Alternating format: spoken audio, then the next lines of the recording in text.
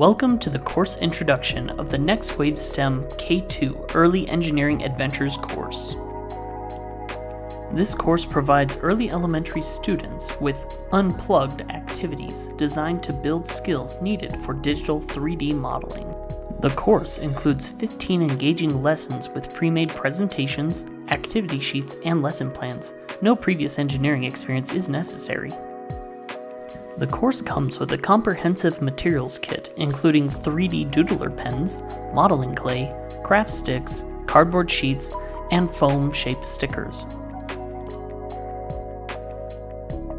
The highlights of this course are centered around the hands-on projects where students identify, draw, and model two-dimensional and three-dimensional shapes.